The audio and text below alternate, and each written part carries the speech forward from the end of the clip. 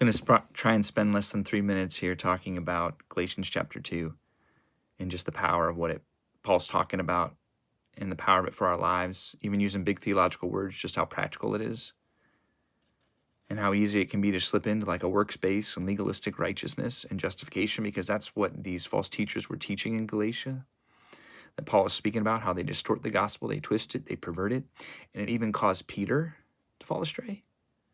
This is how important this is. It's not just big theological words. It's very practical, that our faith is in Christ alone. It's his righteousness. He's the one who justifies us by faith.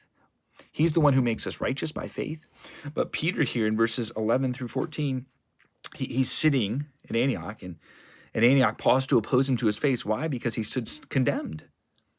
He's eating with Gentiles, but then he drew back and separated himself because he feared the circumcision party. Again, this is what, when we have man-made religion and we have a man-made gospel, it brings fear and man-made rules.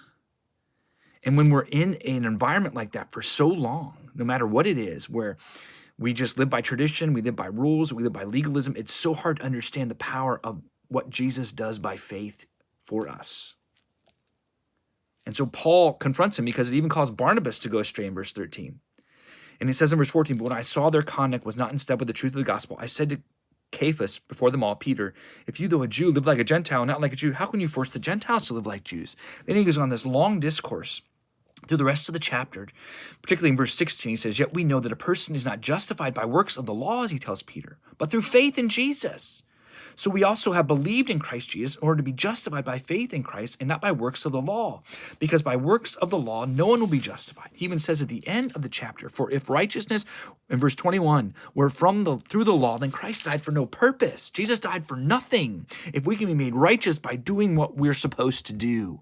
But the problem is we cannot do what we're supposed to do in and of ourselves.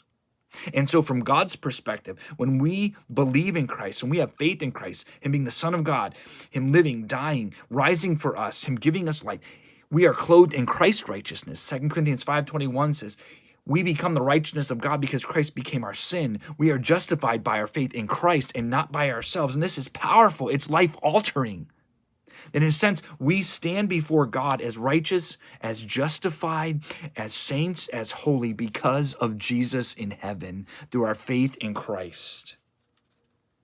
So we are secured by Christ, not by what we do, but by Christ and Christ alone. Contemplate this today. Our works come from our faith, which we'll talk about in the following chapters, but it is Christ alone who makes us righteous, who makes us justified.